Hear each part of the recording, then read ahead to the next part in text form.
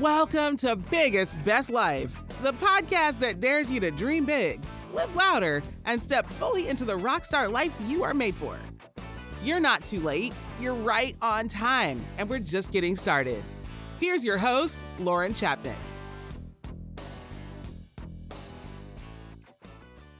Hey friend, welcome back. Pull up a chair.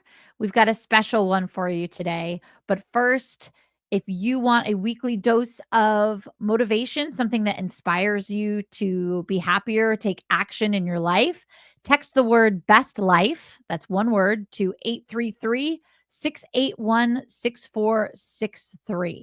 And I look forward to seeing you there. Today, I want to introduce Dave Fatula. He is the owner of the Guinea Fowl Adventure Company based out of Boston. And he will get into why he named his company that. It's a great story.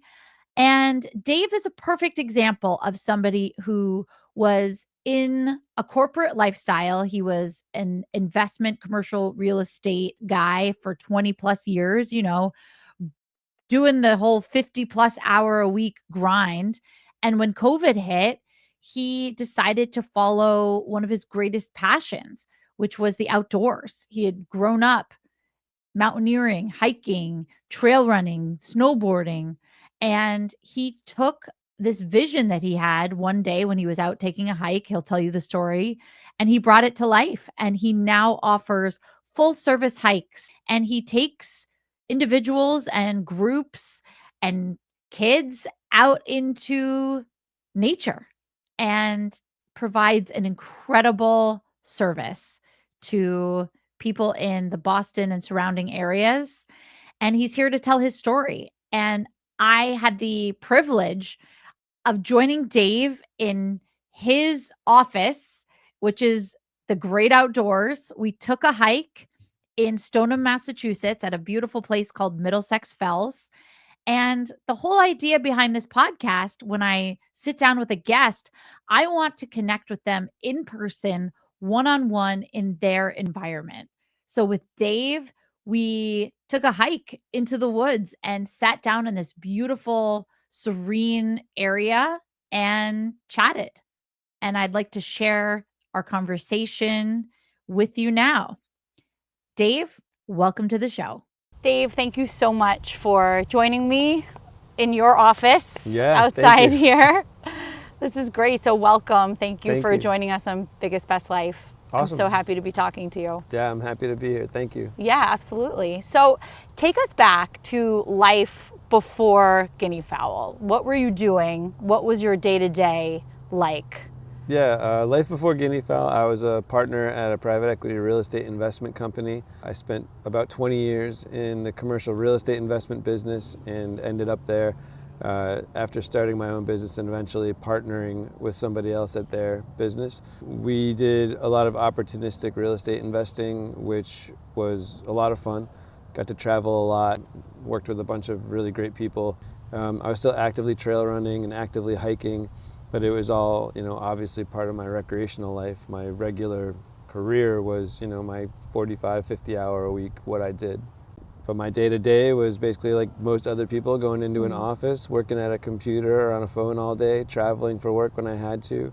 And how is life different now? It's completely different. It's pretty crazy that I actually hike for a living and get to spend my time professionally outdoors. When I started Guinea Fowl, the whole point was to not be behind a desk anymore and to be outdoors and to be helping other people get outdoors. And so I get to do that now every day. We do a lot of youth programming, which is really getting kids outdoors and off screens. That's great. They spend the majority of their life on screens now, whether it's laptops for school or their phones for socialization. And just being outdoors without any devices and connecting with other kids and connecting with nature is like a big part of what Guinea Fowl's become. So the fact that I get to do that every day I couldn't ask for anything else. That's so great. It's so important for just starting young too, so they'll do it when they're grown up. Yeah. So what happened? Like, what made you go from this corporate life to where you are now? Like, was it something you had been thinking about, Or what happened? Like, was there a moment where you said, no, I'm going to make this bold move and do something different? Yeah, it was a culmination of a lot of things. The first part of it being that during COVID, obviously there wasn't a very robust commercial real estate investment market. So You don't say. Yeah, it was pretty challenging. So we weren't raising money, we weren't making new deals. And so I spent a lot of time, and I should say too, like I've always spent my time outdoors, recreationally, racing, hiking, mountaineering, snowboarding. Mm-hmm. So I've always done this stuff. It's kind of why I felt confident being able to go out and start a guiding business. But what happened is we couldn't make investments. And during that time, I spent an inordinate amount of time outdoors hiking and trail running. Mm-hmm. It was kind of what I did to keep sane. I couldn't just sit in a house or be quarantined. It wasn't ever going to work for me. And so I kind of used the outdoors as a way to keep sane. And I remember a specific hike I was on, and it was pouring rain. And I was on the back of a ridge, and I was alone. And I was so happy. You know, it was like one of those things where you'd think, oh, you must have been miserable. And it's like, I wasn't. I was so happy. And I just thought, you know, this kind of mental health builder, as well as obviously physical health that you gain by hiking and trail running and just being outdoors in general, this is necessary and people need to connect with this. So I remember that hike specifically because I remember driving home thinking like more people need to be aware that they can do this, and more people need the mental and physical health benefits of being outdoors and connected with nature, and no one's doing it. Like in the city of Boston, no one's doing it. Like if you go up to the White Mountains, or if you go to the Adirondacks, or if you go to other mountainous regions, there are mountaineering guides, there are hiking guides, but you have to get there, you have to know who they are, you have to call them, you have to set up an appointment, you have to do all the things, and most of them can provide gear if you need it for an extra fee, but no one's providing transportation. And it just came to me like nobody's doing this thing, and there's a huge demand for it. There's a huge demand for getting outdoors, being in nature, and creating a full service business that literally takes all of the obstacles out of your way so you can just go do it. That is great. I think people do need that, and your vision has come to life, and that's incredible. So how did you do it? Like, how did this even work? Did you have to quit your job? Yeah. What were your obstacles? Did you have support from people around you? Yeah, I had amazing support from my wife first. That's huge. Yeah, she kind of, I mean, I won't say she got the ball rolling, but she kind of did, because the biggest issue that I had with starting the business was I wasn't sure how it could be profitable. Yeah. You know, something great about hiking is that you can go out and do it by yourself and it's free. Yes. So how do you then, how do you showcase value? They're paying for you and your knowledge. Yeah. And that was the thing. I actually had another person say to me, wait a minute, so you can take me where I want to go, you can give me all the gear I need, you can guide me safely, and you can bring me back home? And he was like, I'd pay a lot for that. Yeah. So I was like, okay, well wait, now there's a value proposition, right? As opposed to just being like, oh, I'm going to grab a backpack and head out. So then I started doing all the real research, like how to get, permits to be a guide in the White Mountains. What kind of insurance did I need? How do I find the vehicles, especially during COVID, which was next to impossible? What training should I have that I didn't already have? Like I became a wilderness first responder. I did a lot of the upfront legwork of making sure that what I offered people was going to be a high quality product and a high quality service before actually launching into the grabbing people and taking them on hikes. So it was about a year of research, getting my insurances, getting my permits, getting my certifications, and then feeling really confident. Because I already knew the trails. I already knew where to go, how to hike, how to help other people hike. Mm-hmm. It was more about kind of checking all those other boxes that would make clients comfortable knowing like, hey, this guy isn't just somebody who decided to buy a van and go hiking. They're like a legitimate business. But it was that first year from leaving the real estate business that I was a partner in and doing all that work until we actually had our first hike. And that was kind of the kickoff. Mm-hmm. Was it scary? Like, did you have things that you were scared about, like health insurance or job security, things like that?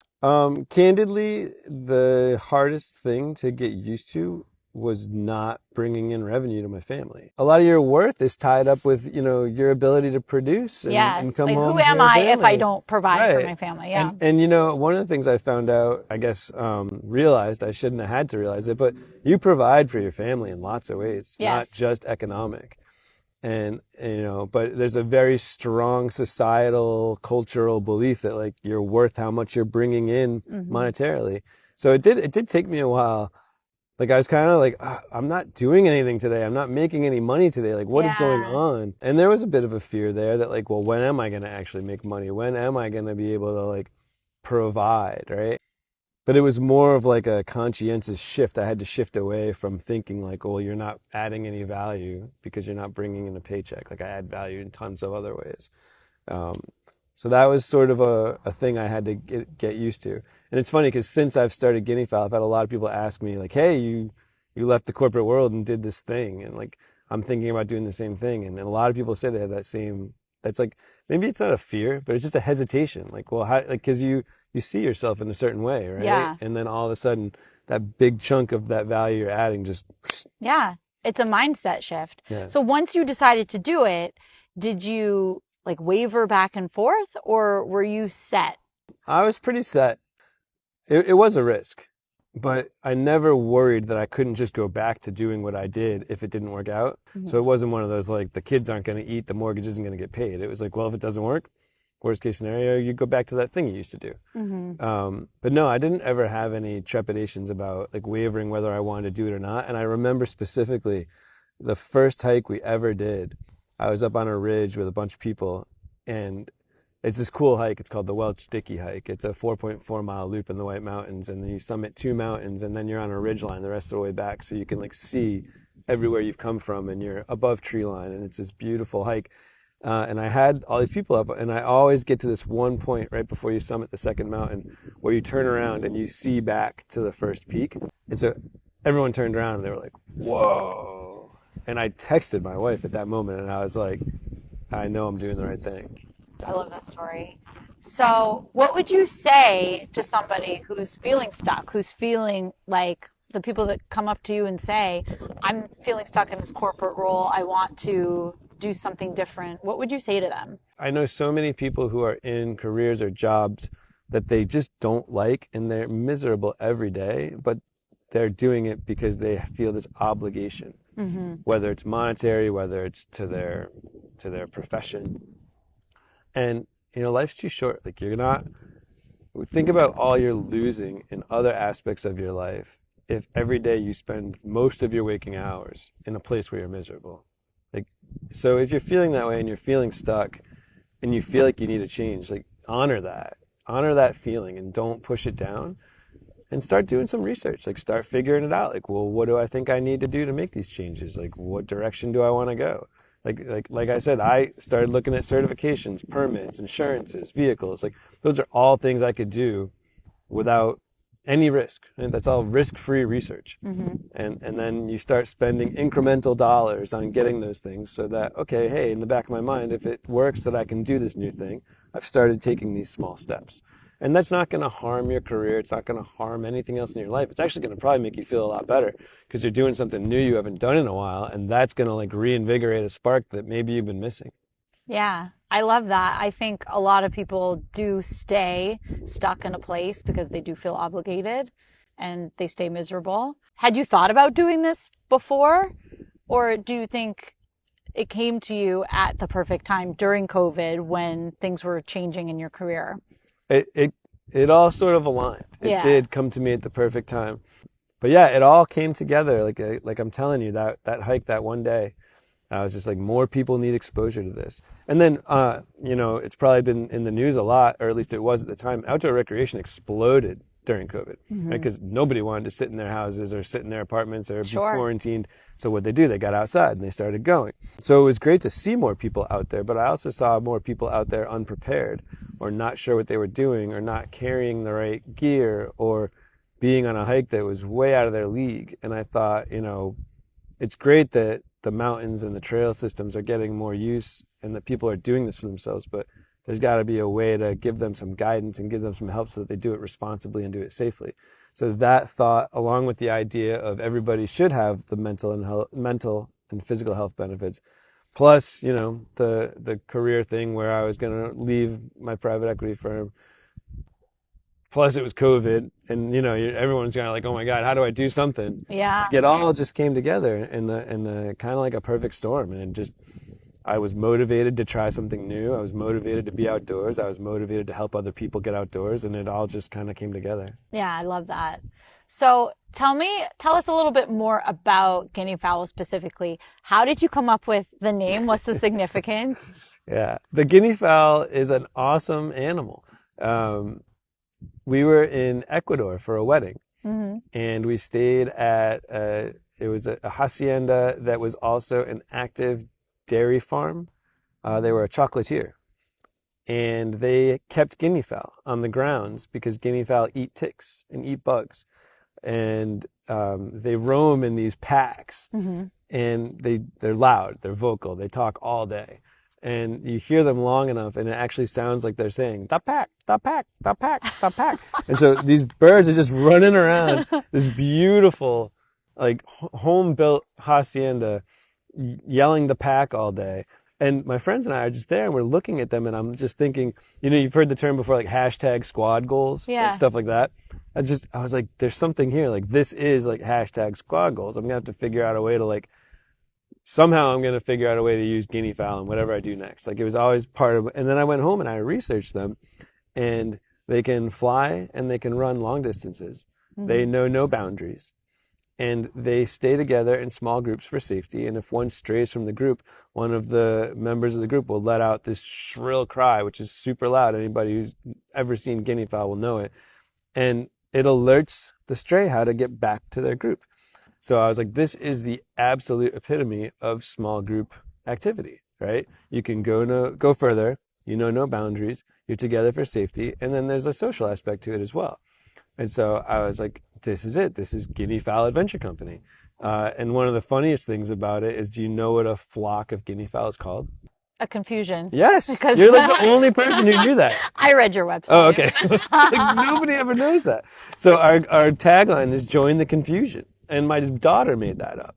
And it's on the back of a T-shirt. And my daughter's like, I made that up. Yes. So that's where perfect. Guinea Fowl came from. Yeah, it's such a great name, and it has such significant meaning. I love it. I mean, it's perfect. It is. It's like, it's quirky, but it's, we're also trying to, we don't take it ourselves too seriously, right? Like, we're out in nature exploring, having fun. And I want that to be the mood. I want everybody to know, like, you're here to enjoy yourself and to have fun. And we're trying to remove all those obstacles that make you stressed out. So, like, if we can embody a little bit of fun in that too, that's what we want to do. Yeah, I love it. I mean, you're providing such an amazing service to people. You're really changing people's lives, is what you're doing. You're taking somebody who maybe has never been on a hike before and introducing them to something, and being in nature. It's meditative. Yep. It's so healthy. It's such a great thing that you're doing. Thanks. So what does the future look like for your company, for you? Yeah, it's funny. I started the business because I wanted to be outdoors. So I really don't ever want to get back to a place where I'm, again, behind a desk, business development, dispatching guides, and never getting outside myself. So I intend to always be a guide in the company. But as we grow, I've got 8 part-time guides now who work for me. So as we grow, I'll continue to hire more guides who will do that work. But part of my work is always going to make sure that I'm getting outside and still guiding, so that I'm not losing the whole reason why I did this in the first place. Yeah, that's great. And you offer multi-day trips. We do day hikes and multi-day trips. I've got a bunch of wonderful female guides, and we just actually, one of my guides just got back from a female-only presidential traverse, which was awesome. But yeah, we offer everything from a hike in your backyard, like here in the Fells where we are, which is 10 minutes outside of Boston. We do half-day and full-day hikes here, and we do everything from multi-day traverses up in the woods. That's great. Yeah. Is there anything else that we didn't cover that you wanted to share, discuss? I sort of take issue with where we are societally from like a work-life balance standard. I think that the 9 to 5 workday for most Americans is gone. Everybody's working longer, doing more. Um, and I feel like, I mean, it seems disproportionate to me, and I think that the whole work-life balance tagline is kind of a bunch of crap because I don't think most businesses actually care at all. And I mean, again, the perfect storm of COVID happening when I did all this was also right in the time when Zoom became a thing, right? And I saw Zoom, and I can say that I personally didn't get impacted by it that much, which is great. Yeah. But, I felt like Zoom was a digital leash, right? And I felt like people who spent their entire professional lives were losing autonomy because bosses wanted to make sure that you were at your computer, and because they had no way of seeing that because you were no longer in an office, they tied you to a Zoom meeting every half hour just to make sure that you were doing what you're doing because they didn't trust you enough to actually have autonomy and get your job done. Right? And then you fast forward like the year and a half that we got through COVID, and businesses were like, oh my God, people are actually more efficient and do greater work when they have more flexibility and when we give them autonomy. And then the idea of like, well, now everyone has to come back to the office. And it was like, well, you can't have it both ways, right? You can't be tied to a Zoom leash and be tied to the office and be tied to your cell phone and be tied to your laptop and be expected to return work calls 7 days a week. Like, I feel like our society as a whole in that way has gone way overboard. And that was part of why I did what I did too from a transition perspective, because a healthy work-life balance is actually a real thing that people should focus on. And you should be okay if your job says you're done at 5, walking out of the office at 5. You should be okay if you're supposed to work 4 shifts a week and you didn't pick up that 5th one. Like, there's really a lot culturally that we've done to like harm our ability to like actually do the things we want to do versus just define ourselves by our work role. And I just wanted to share that because I think that we need to change that. I think structurally as a society, we need to realize that people's own personal time off of a device in nature, or maybe that's not how you like to spend your time. Maybe it's playing basketball. Maybe it's doing something with your kids that has nothing to do with nature. Like, it's not for me to say, but just decoupling with work and kind of culling back some of those hours that you've given away.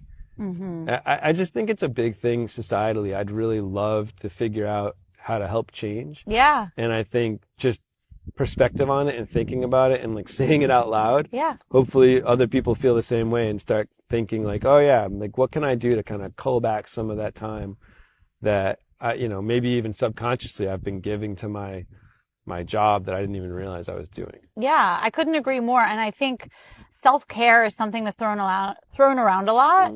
And it's kind of like a frou-frou word. I think like, oh, it doesn't mean like take a bubble bath and like go get a massage. It means own your time. That's yours. Yes. So, and I think you just stated it so clearly and so eloquently and well, and you're exemplifying it with what you're doing. So I think it's contagious. Yeah. I fully agree with you. I mean, again, I'm super lucky to have the support structures that I have that allow me to do this. And so, someone could be listening and be like, oh yeah, it's super easy for you. Like, right. Look, but again, that's also timing, right? Like I almost like cultivated that ability from spending like 20 years in a professional real estate investment career, obviously like, by luck or whatever you want to call it, having a wife who's also really successful in her career and is able to support the household while I was starting this business up, like all of that, yes, it all plays a role. Like it all comes into play. Like not everybody's in that position, right? Back to the like timing part of that.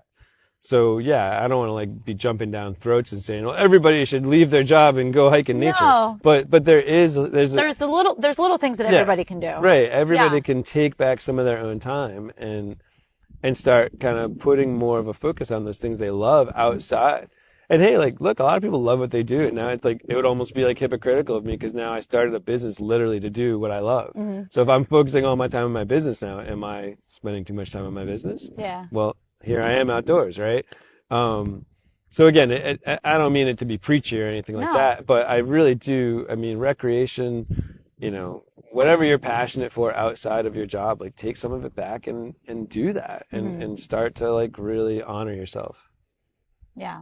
So, 2 questions I ask everybody.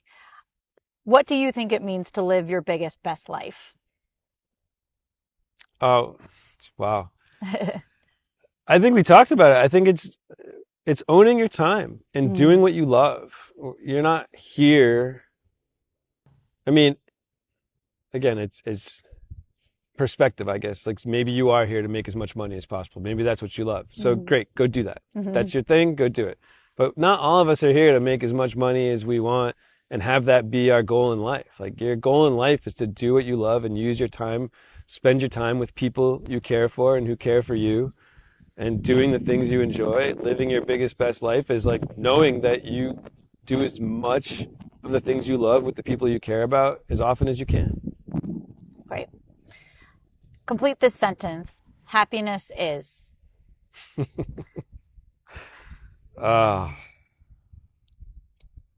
What would he say to that? Happiness is good family, good friends, good food, and the great outdoors. Dave, thank you so much. That was so much fun to get out there with you, take a hike, and sit down and hear your inspiring story. Thank you for sharing it with us. GuineaFowlAdventure.com is where you can find Dave and his team. I will link that in the description of the show, as well as his social media links. And if you live in the greater Boston area, get out there with Guinea Fowl and take a hike and get outdoors. If not, send Dave an email and tell him how much you enjoyed listening to his story. And if you like what we're doing here, share this episode with a friend. Give us a quick rating and review. It helps us so much to get the show out there and into the hands of people who need to hear it. Until next time, make it an awesome day, and we'll see you the next time. Bye-bye. Thanks for tuning in to Biggest Best Life. If today lit a fire in you, follow, review, and share it with someone who needs the spark. And remember to text Best Life, one word, to 833-681-6463 to get Lauren's weekly dose of motivation straight to your phone. Now go out there, live boldly, love wildly, and never settle for less than your biggest, best life.